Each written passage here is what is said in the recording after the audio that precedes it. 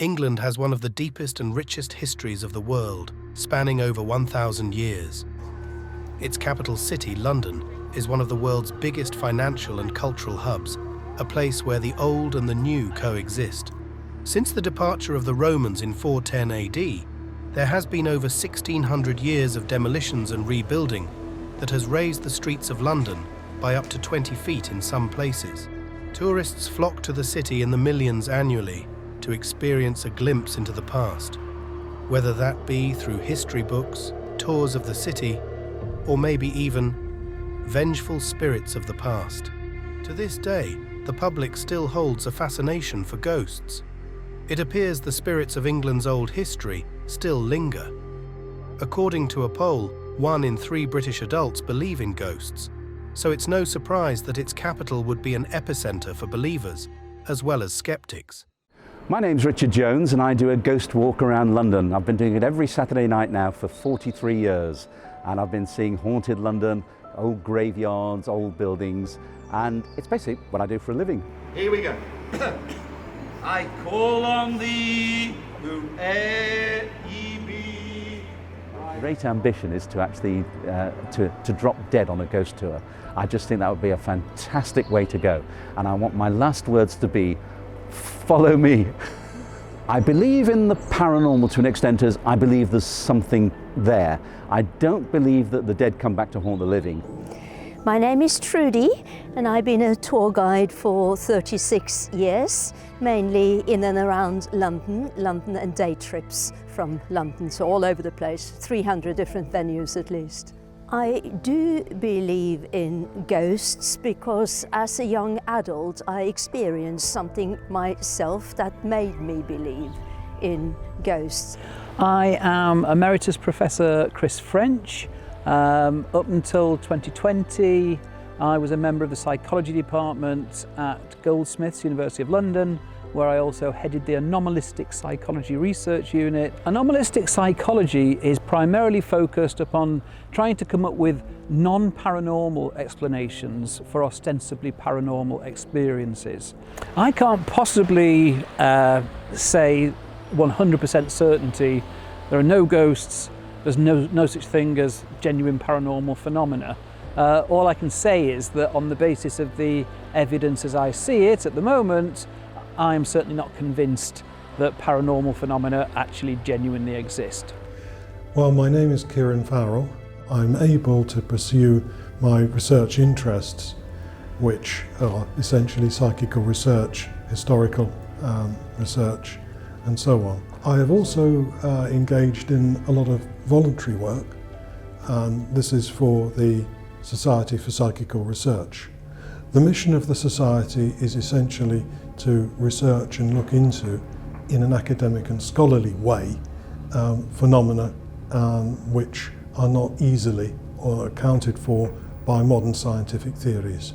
That is part of what I've always been fascinated by, because I've had this ability or whatever from a very young age. It started when I saw a lot of, well, dead people around my bed when I was extremely young. I was scared to get up to go to the toilet. It appears that spirits are omnipresent within London, creating an environment rife with haunted sites. Highgate Cemetery itself is so atmospheric, and people have seen things like a white lady wandering around the graves or floating around the graves inside the cemetery. And I've heard people saying that they've met an old man limping up that hill off Swains Lane, and then he just melts away as he comes towards astonished witnesses. I was just married. We were down in Devon in the southwest of England, and we were staying with some friends of my husband's in a really old house, and we slept in the guest bedroom, and I woke up in the middle of the night. I don't know why, because no reason why, and I saw a man sitting at the end of the bed, and I'd never been so frightened in my entire life before or after. And I tried to wake my new husband up, but he wasn't interested at all. And the next evening we were with a couple who lived in the house, and when I mentioned what had happened, the lady of the house said, "Yes, that's our ghost. This place is haunted, 800-year-old house." While London has a reputation for being a haunted city in general, there are certain sites within the city that are known to be more haunted. For example, the Tower of London. The Tower of London is the most haunted building in London. In my opinion, it's the most haunted building in Britain. There is one tower in particular called the Bloody Tower, where the two little princes were murdered in 1483, and world-class historians and others think the young lady in grey, as she's known, they see there, is the ghost of Anne Boleyn. The lives of the two princes, Anne Boleyn, Lady Margaret Pole, and so many more were tragically cut short at the tower. These individuals were interrogated and imprisoned in structures like the Martin and Beauchamp Tower before their eventual executions, while others, such as the young princes, were said to have been ruthlessly murdered in the Garden Tower, otherwise known as the Bloody Tower due to its gory past. Their spirits are rumoured to haunt the tower grounds, forced to spend eternity seeking retribution that may never come. When I was very young, I went on a visit to the Tower of London, and myself and my sister, my mother, were on sort of Tower Green, the place where they used to hold executions back in the days of King Henry VIII. And I saw in my mind's eye an elderly lady being partly marched and to a certain extent dragged out from one of the buildings to along a path which had along it an execution block, and there was a man waiting there, an executioner. She decides that she is not going to submit to the executioner's block and decides to run away, which she does. She is brought down by the executioner, and her death is achieved because the axeman lays her open right the way down the middle of her chest. Very brave lady, her name was Lady Margaret Pole, and that did actually happen.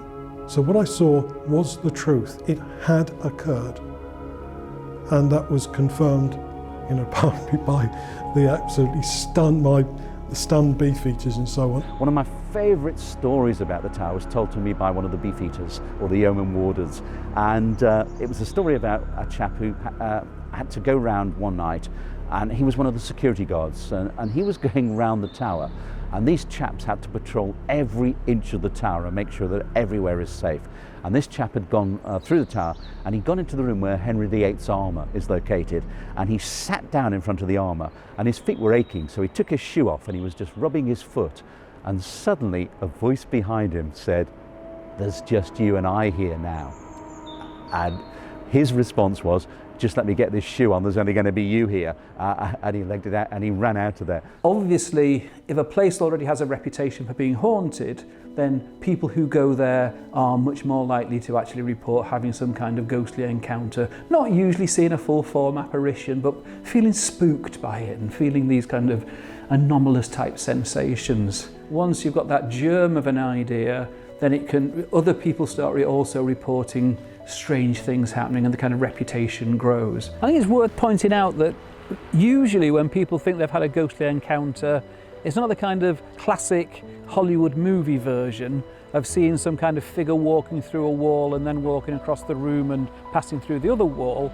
It's usually something much more subtle than that. It's people maybe going into a room and feeling as if there's someone or someone else, something in there with them, a sense of presence. Or it may be hearing strange sounds and not knowing what they are or where they're coming from, or objects being moved around and people can't think of an explanation for what's going on. With a wide array of believers in the paranormal, many have come up with personal theories as to why ghosts roam this earth. What I believe happens is it's a thing called the stone tape theory, where if you have an emotion in a place, you can leave traces of that emotion. And it might be terror, it might be sadness, it might be happy as well. There's a lot of happy ghosts, but there are certain people who, maybe many years later, can come back and they can pick up on those traces of emotion. They're sort of recorded, maybe in the brickwork, maybe in the stonework, but that's why it's called the stone tape theory. While the stone tape theory provides a possible explanation for why certain locations are haunted, some experts say ghostly encounters may be more connected to psychological processes than many would expect. The power of suggestion is much more powerful than people generally realise. We're a very successful species because we're